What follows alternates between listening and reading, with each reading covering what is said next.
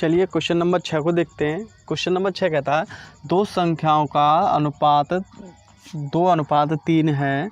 इन संख्याओं के महत्तम समापवर्तक तथा लघुत्तम समापवर्तक का गुणनफल 33,750 है। तो इन संख्याओं का योग क्या होगा? संख्याओं का योग क्या होगा? तो पहले समझते हैं कि इनका दो संख्याओं में अनुपात या योग या गुणनफल में संबंध क्या होता है। तो जैसे मान लिया मैंने कि एक संख्या 4 है, एक संख्या 6 है, ठीक है। अब आप इसमें देखें तो इसका मासा कितना होगा? मासा इसका 2 होगा, ठीक। अब इसका आप समझ सकते हैं कि जब मासा 2 होगा और इनका अनुपात क्या होगा? 2:3 में होंगे, 2:3 में होंगे। अब होता क्या है, 2:3 में होंगे और मान लो इन संख्याओं का मैं क्या करता हूँ योग। अगर इन संख्याओं का अगर मैं योग करूँ तो कितना होगा? 10 होगा। कितना होगा? 10 होगा। यदि मैं जो अनुपात है उसका योग से यानी कि उसके योग से यानी कि इसका योग कितना होगा? 5 से अगर इसमें भाग दूँ तो कितनी बार कटेगा? 2 बार। कितनी बार कटेगा? 2 बार कटेगा। तो अब मैं क्या समझ सकता हूँ यहाँ से कि इनका अगर मैं भाग दूँ तो क्या आता है? मास आता है। यानी कि किन्हीं संख्याओं के योग में उनके अनुपात के योग से अगर भाग दिया जाए तो वह संख्या का मास निकल के आता है। एक बात। दूसरी बात ये है कि किसी का मतलब संख्याओं का गुणनफल दे रखा हो, मतलब इनका गुणन करूँ तो कितना होगा? 24 होगा। यदि मैं इन संख्याओं का गुणन यानी कि अनुपात के गुणन से अगर मैं भाग दूँ तो अनुपात का गुणन कितना होगा? 6 से अगर मैं यहाँ भाग दूँ तो कितना आता है? 4। तो मैं यह समझ सकता हूँ कि उनके मासा का वर्ग होता है। क्या होता है? मासा का क्या होता है? वर्ग आता है। क्या आता है? निकल के वर्ग आता है।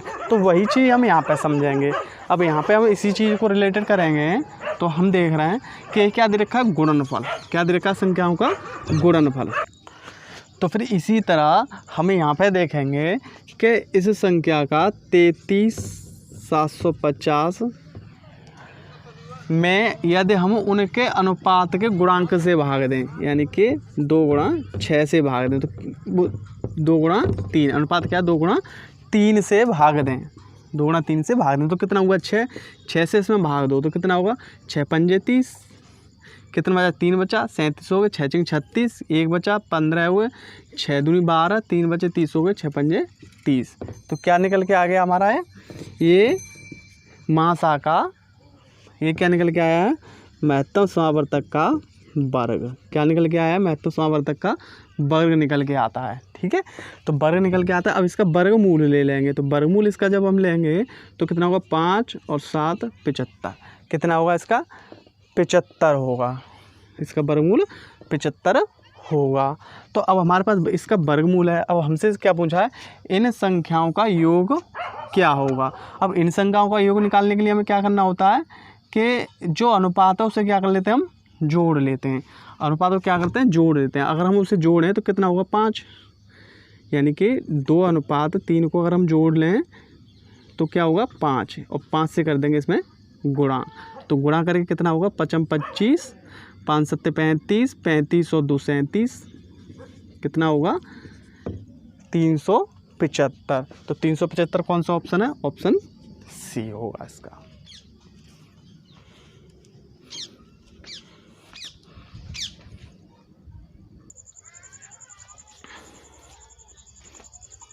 चलिए देखते हैं क्वेश्चन नंबर 7 को। क्वेश्चन नंबर 7 कहता है दो संख्याओं का योग 45 है। इन संख्याओं का अंतर इनके योग का 1/9 है तथा इन संख्याओं का लघुत्तम समावर्तक क्या होगा। इस क्वेश्चन को करने से पहले हमें 2 बिंदुओं पर ध्यान देना होगा और 2 बिंदु ये हैं कि संख्या का अनुपात दिया है और उसका जोड़ लें। क्या करें? यानी यानी कि अनुपातों को जोड़कर मासा मासा से गुणा कर दें, मासा से गुणा कर दें, तो उन संख्याओं को हमेशा योग आता है। क्या आता है? योग। क्या आता है? योग आता है, यानी कि उन दोनों संख्याओं का जोड़ आता है। और यदि संख्याओं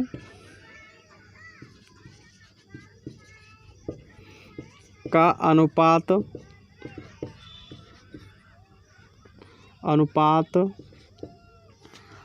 संख्याओं को अनुपात का गुणा और मासा का भी गुणा कर दें। काय का? मासा, जो महत्तम समावर्तक है उसका भी अगर गुणा कर दें, क्या कर दें? गुणा, तो हमेशा संख्याओं का क्या आता है? लासा आता है। क्या आता है? लासा आता है। तो नंबर 1 और नंबर 2, इन दो बातों को हमेशा हमें ध्यान रखना है इस तरह के क्वेश्चन करने के लिए। तो अब हम क्या देख रहे हैं, इसमें क्या कहा है उसने? दो संख्याओं का योग दे रखा है। तो क्या आता है हमेशा योग? कब आता है? अनुपातों को जोड़कर और मासा से गुणा करते हैं तब। अब इस सवाल के हिसाब से देखते हैं क्या कहता है। इनका अंतर इनके योग का 1/9 है, यानी कि 1/9 है, यानी कि 1 मासा है तो 9 इसका जोड़ है, यानी कि इनका अंतर 1 है तो इनका योग 9 है उन संख्याओं का। अब 9 को हम ऐसी दो संख्याओं में तोड़ेंगे जिनका अंतर 1, तो उनका 4 और 5 हमने कर लिया। अब इसको देखें तो इसका अंतर कितना है? 1, यानी कि इन दोनों संख्याओं का योग इनके अंतर का मतलब 1 है। ठीक है, अब हम आगे देखेंगे। आगे हमें ये देखना है इसमें क्या पूछा गया? लघुत्तम समावर्तक क्या होगा। तो लघुत्तम क्या पूछा हमसे? लासा पूछा गया है। ठीक है, क्या पूछा गया हमसे? लासा पूछा गया है। इधर हमको क्या दे रखा है उसने? योग दे रखा है। ठीक है, क्या दे रखा है उसने? योग दे रखा है। तो योग इधर उसने क्या कहा है कि योग का अनुपात इतना है। पहले योग भी तो दिया है। तो इस 45 को क्या करेंगे अब हम? इस 45 को मतलब, या हम ऐसे कह सकते हैं जो संख्याओं का अनुपात है, यहाँ पे क्या कहा है हमने, यहाँ पे समझ जाएंगे, यहाँ पे समझ सकते हैं। इसने क्या कहा? संख्याओं का अनुपात जोड़कर मासा से गुणा करने को क्या होता है? योग होता है। तो ये योग कौन सा है? अनुपातों को जोड़कर। तो अनुपात हमारे कितने? ये हैं। तो अनुपातों को क्या जोड़कर क्या करना? भाग करना है। तो भाग कर देंगे, क्या निकल के आ जाएगा? मासा। क्या निकल के आता है? मासा। और अनुपात में अगर इसे जोड़ देते तो क्या आता है? अनुपात संख्याओं का योग आता है। अब हमें क्या निकालना? क्या इसमें? लासा निकालना है, लघुत्तम समावर्तक। तो उसने कहा क्या है कि अनुपातों का गुणा और मासा का भी गुणा करना होता है। तो अनुपात कितने? 4 और 5, और इसका मासा कितना है? इतना। तो इनका गुणा कितना हुआ? 5 25, 25 चौके 100। तो लासा कितना होगा इसका? 100 होगा। तो ऑप्शन कौन सा है? ये ऑप्शन कौन सा होगा? ए होगा इसका। चलिए देखते हैं क्वेश्चन नंबर 8 को। क्वेश्चन नंबर 8 कहता है दो संख्याओं का अंतर 12 है तथा इन संख्याओं का महत्तम समावर्तक 12 है, तो ये संख्याएं क्या हैं? तो सबसे पहले समझना ये होगा कि महत्तम समावर्तक से हमेशा दोनों संख्याएं कटती हैं, क्योंकि वो कॉमन गुणनखंड होता है दोनों का। ठीक है, तो अब हम देखेंगे कि क्या कहा है उसने? अंतर 12 है। तो क्या इनका अंतर 12 है? हाँ 12 है। क्या इनका अंतर 12 है? हाँ है। इनका अंतर 12 है? हाँ है। इनका अंतर 12 है? हाँ है।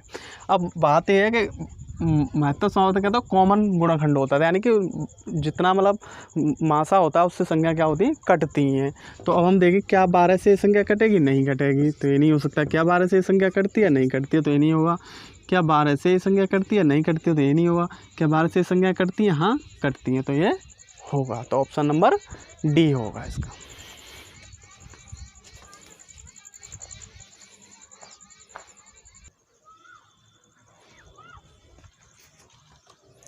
चलिए क्वेश्चन नंबर 9 को देखते हैं। क्वेश्चन नंबर 9 कहता है 3 संख्याओं को देखते हैं। क्वेश्चन नंबर 3 कहता है 3 संख्याएं 3:4:5 के अनुपात में हैं तथा इनका लघुत्तम समावर्तक 2400 है।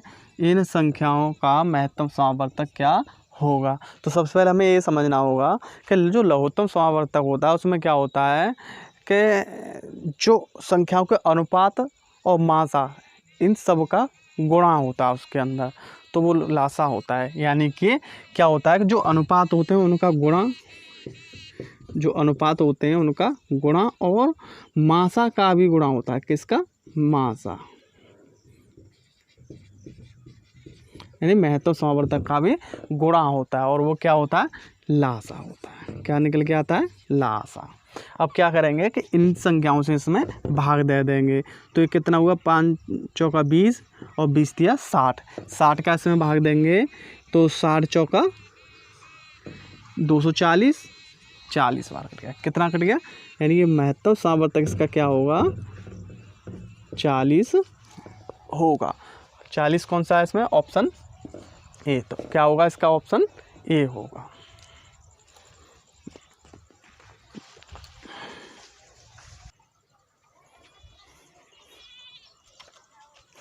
चलिए क्वेश्चन नंबर 10 को देखते हैं। क्वेश्चन नंबर 10 कहता है दो संख्याओं का योग 528 है तथा इनका महत्तम समावर्तक 33 है, तो ऐसी संख्याओं के कितने जोड़े होंगे? तो अब हम क्या करेंगे कि जो योग होता है, मतलब संख्याओं का योग होता है, उसमें क्या होता है कि मासा का गुणा होता है। मासा क्या होता है? गुणा होता है। तो क्या होगा? 528 में 33 से क्या करेंगे? भाग करेंगे। 528 में जब हम 33 से भाग करेंगे तो 33 सेकंड 33 कितना बचा यहाँ पे बचेगा 19, और जो कितना हो गया 198, और 33 छिक्के 198, यानी कितनी बार कट गया? 16 बार। अब 16 के जोड़े करने हैं, यानी ऐसी दो संख्या बनानी है जिनका योग 16 हो। ठीक है।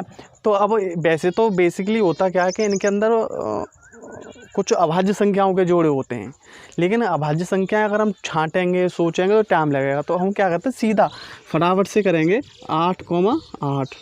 उसके बाद एक बढ़ाते चले जाएंगे, एक तरफ कम करते चले जाते हैं। एक 9 कर दिया, एक 7 कर दिया हमने, एक हमने 10 कर दिया, एक 6 कर दिया, एक हमने 11 कर दिया, एक 5 कर देंगे, एक को 11, एक को 5 कर देंगे, एक को 12, एक को 4 कर देंगे, एक को 13, एक को 3, एक को 14, एक को 2, एक को 15, एक को 1 कर देंगे।